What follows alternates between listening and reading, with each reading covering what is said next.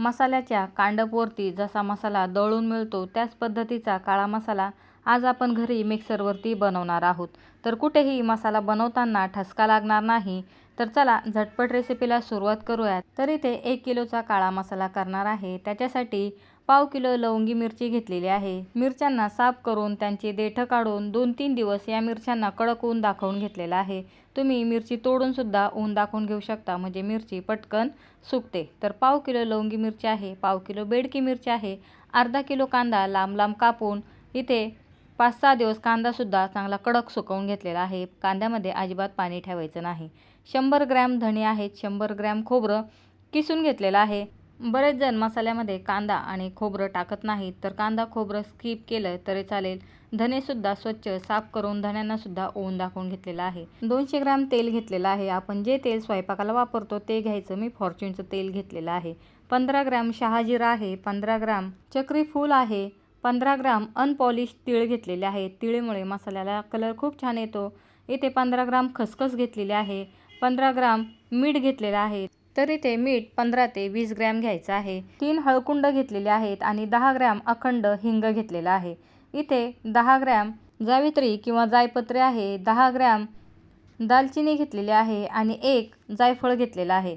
10 gram जिरे आहे, 10 gram मोहरी आहे, 10 ग्रॅम लवंगा, 10 ग्रॅम मिऱ्या आहेत, मसाला वेलची 10 ग्रॅम आहे। 1 चमचा सुंठ पावडर घेतलेली आहे। अखंड सुंठ घेतलं तर 5 ग्रॅम सुंठ घ्यायचं आहे। इथे अर्धा चमचा मेथी घेतलेली आहेत आणि 5 हिरव्या वेलच्या घेतलेल्या आहेत। मिरच्यांना 3-4 दिवस चांगलं ऊन दाखवायचं आणि जे गरम मसाले आहेत त्यांना साफ करून फक्त 1-1.5 तास ऊन दाखवायचं आहे, म्हणजे मसाल्यांचा वास उडत नाही। 10 ग्रॅम तेजपान घेतलेला आहे। सगळे मसाले इथे काढून झालेले आहेत। जास्त तिखट मसाला करायचा असेल तर बेडकी मिरचीच्या ऐवजी लवंगी मिरची अर्धा किलो वापरू शकता। मसाले भाजण्यासाठी हँडलवाला पॅन असेल तर तो वापरायचा, म्हणजे भाजलेले मसाले पटापट काढता येतात। आता सुरुवातीला तेल न घालताच जेवढे शक्य आहे तेवढे मसाले आपण भाजणार आहोत। तर इथे मी पॅनमध्ये सुरुवातीला धणे भाजून घेतलेले आहेत। तेल न टाकताच धणे खरपूस भाजून घेतलेले आहेत। धणे काढले की लगेच त्याच्यामध्येच तेल न टाकता तीळ भाजून घ्यायचे आहेत। गॅसची फ्लेम मिडियम टू लो ठेवायचे आहेत। सगळे मसाले आपल्याला चांगले खरपूस भाजून घ्यायचे आहेत।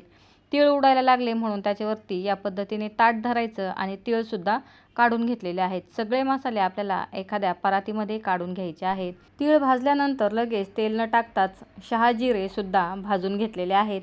बरेच जण यांना शाही जिरे सुद्धा म्हणतात। लगेच पॅन क्लीन करायचा आहे। आता याच्यामध्येच लगेच खसखस सुद्धा भाजून घ्यायचे आहे। सगळे मसाले चांगले लाल होईपर्यंत भाजायचे आहेत आणि मीडियम टू लो फ्लेमवरतीच भाजून घ्यायचे आहेत। खसखस सुद्धा चांगली लाल झालेली आहे। आता लगेच याच्यामध्ये खोबरं भाजून घ्यायचं आहे। बराच वेळेस मसाल्यामध्ये कांदा आणि खोबरं टाकल्यानंतर मसाले खराब होतात। अशा वेळेस कांदा आणि खोबरं वेगळं दळून वेगळ्या बरणीमध्ये भरून ठेवायचं आणि भाजी करताना भाज्यांमध्ये मसाल्याबरोबर घालायचं आहे। तर इथे खोबरं आपल्याला चांगलं लाल भाजून घ्यायचं आहे। अजिबात खोबऱ्यामध्ये कुठेही मॉइश्चर शिल्लक ठेवायचं नाही। तर अतिशय खरपूस असं खोबरंसुद्धा भाजून घेतलेलं आहे। खोबऱ्यातील बारीक कण बराच वेळ जळतात, म्हणून पॅन पटकन क्लीन करायचा आणि नंतर बाकीचे मसाले घालायचे आहेत। आता गॅस बंद केलेला आहे, पॅन गरम आहे। त्याच्यामध्ये आपल्याला आपण जे जाड मीठ घेतलेलं आहे ते मीठ भाजून घ्यायचं आहे।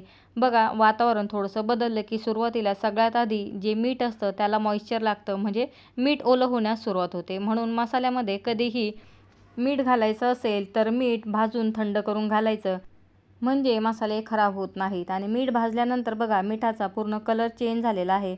आता मीठ आपण जे भाजलेले मसाले आहे त्याच्यामध्ये काढायचं नाही, तर वेगळं काढून घ्यायचं आहे। मीठ काढल्यानंतर पुन्हा गॅस चालू केला, पॅनमध्ये 1 चमचाभर तेल टाकलं आणि आता इथे आपल्याला तमालपत्र भाजून घ्यायचं आहे। तर बघा, तमालपत्रसुद्धा चांगलं ब्राऊन कलर येईपर्यंत भाजून घ्यायचं आहे। तमालपत्रसुद्धा इथे भाजलेल्या मसाल्यांमध्येच काढून घ्यायचं आहे। भाजलेलं खोबरं थंड झाल्यानंतर बघा किती कुरकुरीत झालेलं आहे, हाताने सुद्धा त्याची पावडर होत आहे। आता तमालपत्रसुद्धा भाजून झालेलं आहे। लगेच त्याच्यामध्येच आपल्याला पुन्हा 1 चमचाभर तेल घालायचं आहे आणि मसाला वेलची तळून घ्यायची आहे। जेवढे मसाले बिन तेलाचे भाजता येतील तेवढे मसाले बिन तेलाचे भाजून घ्यायचे आहेत। आता मसाला वेलचीबरोबरच आपण चक्री फूल टाकलेलं आहे आणि दालचिनीसुद्धा तोडून टाकलेली आहे। तर बघा, जे सारख्या आकाराचे मसाले आहेत ते एकदम एकत्र भाजून घेतले तरी चालतील। चक्री फूल दालचिनी भाजल्यानंतर पॅनमध्ये लगेच लवंगा मिऱ्या यासुद्धा तळून घेतलेल्या आहेत। आता पॅनमध्ये जेवढं तेल आहे त्याच्यामध्येच लवंगा आणि मिऱ्या आपण तळून घेतलेल्या आहेत। पुन्हा पॅनमध्ये चमचाभर तेल टाकलेलं आहे आणि त्याच्यामध्ये जिरं आणि मोहरी आपल्याला तळून घ्यायचं आहे. मसाले भाजताना जेवढं शक्य आहे तेवढा कमी तेलाचा वापर करायचा, म्हणजे मिक्सरमध्ये मसाले दळताना पटकन मसाले बारीक होतात. आता इथे बघा, तेलामध्ये जिरं आणि मोहरी चांगलं फुलेपर्यंत तळून घेतलेलं आहे. गॅसची flame continue medium to low ठेवायची, म्हणजे चांगले मसाले आपले भाजले जातात. पुन्हा पॅन क्लीन करून घेतला आणि त्याच पॅनमध्ये जी जायपत्री किंवा जावित्री आहे तिला या पद्धतीने हाताने चुरून घेतलं आणि ही जायपत्रीसुद्धा भाजून घेतलेली आहे. आता मसाल्यांना ऊन दाखवलेलं आहे, त्याच्यामुळे मसाले पटापट हाताने बारीक होत आहेत आणि मसाल्यांना ऊन दाखवल्यामुळे मसाले भाजायला वेळसुद्धा खूप कमी लागतो. आता इथे जायपत्रीसुद्धा चांगली खरपूस कलर येईपर्यंत भाजून घ्यायची आहे. तर मला इथे दगडफूल आणि त्रिफळा या 2 वस्तू मिळाल्या नाहीत. त्या मिळाल्या तर त्यासुद्धा 10-10 ग्रॅम आपल्याला मसाल्यांमध्ये टाकायच्या आहेत. आता पॅनमध्ये पुन्हा चमचाभर तेल गरम करून त्याच्यामध्ये हिरवी वेलची, मेथी आणि इथे जायफळ कुटून घेतलेलं आहे किंवा थोडंसं बारीक करून घेतलेलं आहे आणि या 3 वस्तूसुद्धा तळून घेतलेल्या आहेत. आता पटकन या वस्तूसुद्धा काढायच्या आणि पॅनमध्ये जे तेल आहे त्याच्यामध्येच आपल्याला हिंग भाजून घ्यायचं आहे. तर हिंगसुद्धा मी इथे खलबत्त्यामध्ये बारीक करून घेतलेला आहे आणि नंतर या हिंगाला तळून घ्यायचं आहे. तर हिंग आपल्याला लो फ्लेमवरती चांगलं आतपर्यंत तळून घ्यायचं आहे, म्हणजे मिक्सरमध्ये दळताना हिंग पटकन बारीक होणार आहे. तर हिंग दळून झालं त्याच्यामध्येच आपल्याला सुंठ पावडर घालायची आहे. सुंठ पावडर लगेच भाजली जाते, म्हणून गॅसची फ्लेम बंद करायची आणि नंतर सुंठ पावडरसुद्धा इथे हिंगाबरोबर भाजून घ्यायची. अखंड सुंठ असेल तर ते सुद्धा खलबत्त्यामध्ये कुटून इथे तळून घ्यायचं आहे. आता याच्यामध्येच थोडासा मसाला टाकला आणि सगळी सुंठ पावडर परातीमध्ये काढून घेतलेली आहे.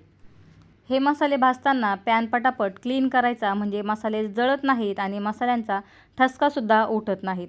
आता हे मसाले भाजेपर्यंत ठसका उठत नाही, मात्र जो खरा ठसका आहे तो मिरच्या भाजताना उठतो. तर बघा, मसाले भाजल्यानंतर त्यांना या पद्धतीने स्प्रेड करायचं, म्हणजे मसाले चांगले थंड होतात आणि त्यांची कुकिंग प्रोसेससुद्धा तिथे स्टॉप होते. तर पुन्हा पॅन क्लीन करून घेतला आणि त्याच्यामध्ये आता 4 चमचे तेल घातलेलं आहे. गॅसची फ्लेम मीडियम ठेवलेली आहे आणि आपल्याला इथे कांदा चांगला तळून घ्यायचा आहे. तर बघा, बऱ्याच वेळेस कांदा घातल्यानंतर मसाला खराब होतो, म्हणून कांदा आपल्याला बारीक कापून त्याला 4-5 दिवस चांगलं ऊन दाखवून घ्यायचं आणि बघा, कांदा या पद्धतीने पूर्ण त्यातील पाणी संपेपर्यंत तळून घ्यायचा आहे, म्हणजे मसाला अजिबात खराब होत नाही. आता इथे कांदा चांगला काळा होईपर्यंत तळून घेतलेला आहे. मसाल्यामध्ये जर तुम्ही कांदा खात नसाल किंवा घालत नसाल तर इथे कांदा स्किप केला तरी चालेल. आता कांदासुद्धा तळून झालेला आहे आणि बघा, पॅन मी लगेच क्लीन करून घेतलेला आहे. आता याच्यामध्ये पुन्हा 2 चमचे तेल टाकलेलं आहे आणि याच्यामध्ये सर्वात शेवटी हळकुंड तळून घ्यायचे आहे. तर हळकुंडसुद्धा खलबत्त्यामध्ये कुटून घेतलेलं आहे आणि हळकुंडसुद्धा आपल्याला लो फ्लेमवरती चांगलं तळून घ्यायचं आहे. हळकुंड सगळ्यात शेवटी तळायचं, म्हणजे मसाल्यांचा कलर सगळा पिवळा होणार नाही. आता हळकुंडसुद्धा चांगलं आतपर्यंत तळून घ्यायचं आहे. तर बघा, चांगलं फुलेपर्यंत हळद आपल्याला इथे तळून घ्यायची. हळकुंड वापरायचं नसेल तर 1 चमचाभर हळदीची पावडर वापरली तरी चालेल. आता हळकुंड या पद्धतीने तळून घेतलेला आहे आणि बघा, इथे पूर्ण तेलाचा कलर पिवळा झालेला आहे, म्हणून सगळ्यात शेवटी हळकुंड तळून घ्यायचं. आता पॅनमध्ये जे तेल आहे त्याच्यामध्येच आता मी इथे बेडकी मिरची भाजून घेणार आहे.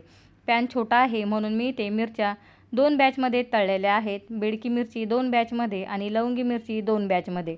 आता इथे मिरच्या भाजताना सर्वात आधी तोंडाला स्कार्फ बांधायचा आहे. आपण बाहेर जाताना जसा स्कार्फ बांधतो त्या पद्धतीने स्कार्फ बांधायचा आणि असेल तर घरामध्ये एखादा चष्मासुद्धा डोळ्यांना लावायचा आहे आणि शक्य असेल तर हँडग्लोव्हसुद्धा घालायचे, म्हणजे इथे आपल्या चेहऱ्याची आणि हातांची अजिबात आग होत नाही.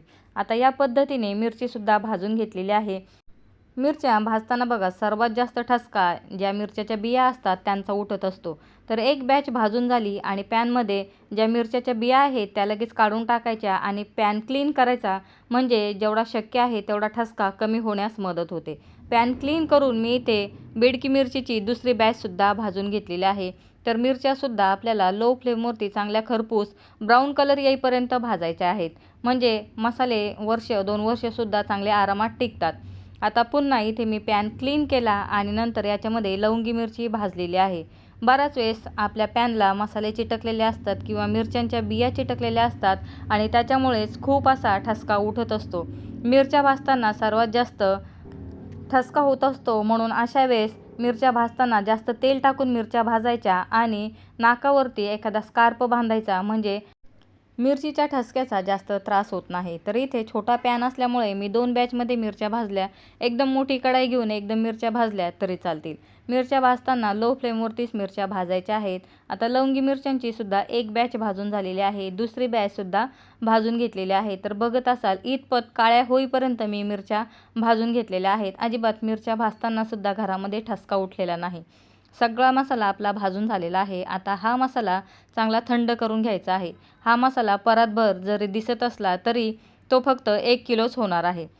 मसाला थंड करून घ्यायचा आहे. त्याच्यासाठी 2 भांड्यांमध्ये काढून घेतला आहे, म्हणजे पटकन मसाला थंड होईल. तर हा मसाला पूर्ण थंड झालेला आहे. आता मिक्सरवरती हा मसाला दळायचा आहे. मसाला दळताना आपण जे उरलेलं तेल आहे ते सुद्धा वापरणार आहोत.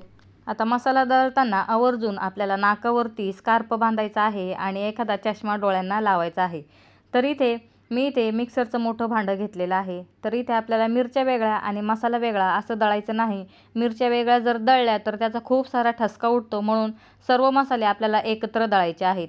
तर इथे मी मिक्सरच्या भांड्यामध्ये मसाला टाकून घेतला आणि त्याच्यामध्ये चमचाभर जाड मीठ टाकायचं आहे. तर हे जाड मीठ आपण भाजून एका डिशमध्ये साईडला काढून ठेवलेलं आहे. ते प्रत्येक वेळेस चमचाभर मसाल्याच्या भांड्यामध्ये टाकायचं आणि मसाला दळायचा. मसाल्याचं भांडं खोलताना या पद्धतीने खोलायचं, म्हणजे मिरचीचा ठसका जो आहे तो आपल्या चेहऱ्याकडे न येता पुढच्या साईडला जातो. तर बघा, या पद्धतीने मसाला बारीक करून झालेला आहे. आता सर्व मसाला मी या पद्धतीने बारीक करून एखाद्या भांड्यामध्ये काढून घेत आहे.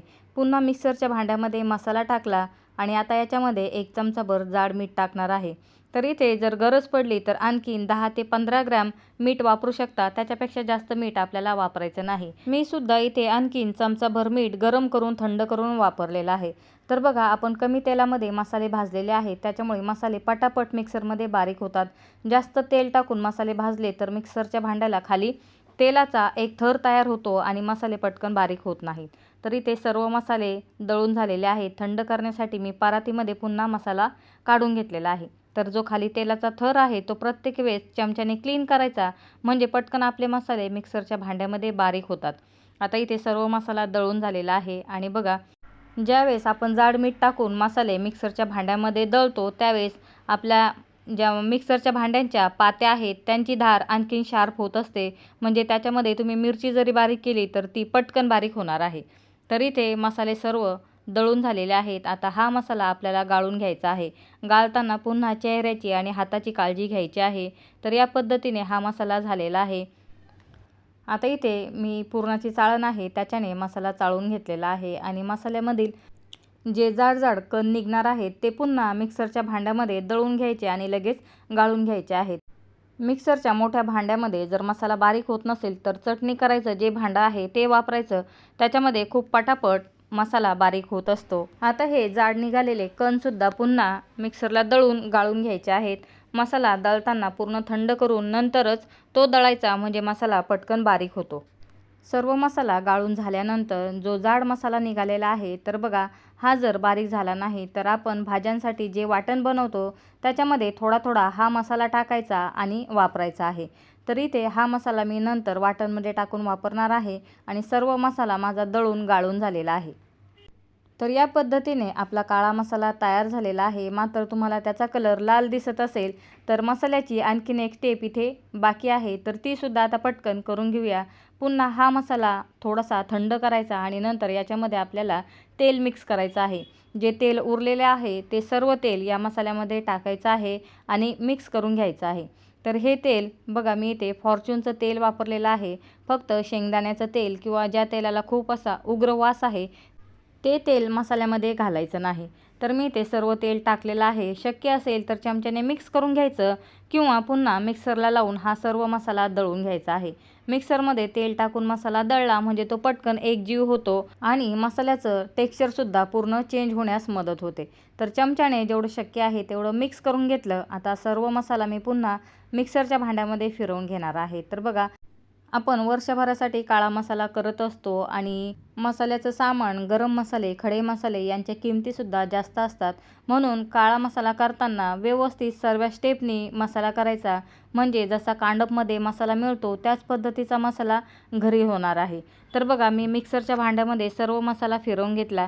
फक्त 2-2 सेकंद हा मसाला शेवटी फिरवायचा आहे. इथे गाळायची गरज नाही. आपण हा मसाला सुरुवातीला गाळून घेतलेला आहे. आता सर्व मसाला मी इथे काढून घेतलेला आहे. तर बघत असाल मिक्सरमध्ये फिरवल्यानंतर मसाल्याचं टेक्स्चर पूर्ण चेंज झालेला आहे. जो मसाला लाल दिसत होता तो टोटली ब्लॅक कलरचा झालेला आहे आणि पूर्ण तेल मसाल्यामध्ये मिक्स झालेलं आहे. आवडत असेल तर आणखीन 50 ते 60 ग्रॅम तेल या मसाल्यामध्ये घालू शकता. रूम टेम्परेचरचंच तेल घालायचं आहे. सर्व मसाला आता इथे काढून घेतलेला आहे. तर बघा किती सुंदर घरच्या घरी काळा मसाला तयार झालेला आहे. आणि ज्या पद्धतीचा वास कांडपमध्ये येत असतो तसाच वास इथे घरभर पसरलेला आहे. तर इथे हातांची आग होत असेल तर मसाल्याला टच करायचं नाही, चमच्याने मिक्स करायचं आहे. मला सवय आहे. तर बघा तेल टाकल्यामुळे या पद्धतीचा मसाला तयार झालेला आहे. आता हा मसालासुद्धा पूर्ण थंड करून घ्यायचा आहे. नंतरच त्याला काचेच्या बरणीमध्ये स्टोअर करायचा आहे. तर मी इथे 4-5 तास मसाला थंड करून घेतला आणि 4-5 तासाने बघा या पद्धतीचं टेक्स्चर मसाल्याला आलेलं आहे. आता आपण हा मसाला मोजून बघूयात. तर मी ते बरणीचं वजन 0 करून घेतलं आणि आता याच्यामध्ये मसाला भरून नंतर पुन्हा मसाल्याचं आपण वजन करूयात. तर इथे आता मसाला पूर्ण थंड करूनच बरणीमध्ये भरायचा म्हणजे तो खराब होत नाही. बऱ्याच वेळेस बघा मिरची दळल्यानंतर किंवा मसाला केल्यानंतर हातांची आग होत असते. अशा वेळेस साबण लावून हात स्वच्छ धुवायचे आणि नंतर घरामधील पॅराशूटचं तेल लावायचं आहे किंवा दुसरं खोबरेल तेल असेल तर ते लावायचं किंवा बदामचं तेल असेल तर ते लावायचं म्हणजे हातांची आग बंद होऊन लगेच थंड होते. इथे बरणीमध्ये मसाला भरलेला आहे. तर बघा एकदम परफेक्ट काळा मसाला आपला घरच्या घरी तयार झालेला आहे आणि मसाल्याच्या टेक्स्चरवरून तुम्हाला समजत असेल की मसाला किती परफेक्ट झालेला आहे. अतिशय सुंदर टेस्ट या मसाल्याला आलेले आहे. नक्की ट्राय करून बघा. आता हा मसाला मोजूनसुद्धा बघितला तर बघा याचं वजन 1 किलो आणि 3 ग्रॅम भरलेलं आहे आणि इथे बाऊलमध्ये 50 ते 60 ग्रॅम मसाला शिल्लक आहे. तर या पद्धतीचा घरच्या घरी कांडपमध्ये न जाता काळा मसाला बनवून बघा. अतिशय टेस्टी असा काळा मसाला झालेला आहे. ट्राय करून बघा. व्हिडिओ आवडला तर व्हिडिओला लाईक करायला आणि चॅनलला सबस्क्राईब करायला विसरू नका. व्हिडिओ बघितल्याबद्दल धन्यवाद. शेवटी मसाल्यांची यादी दिलेली आहे.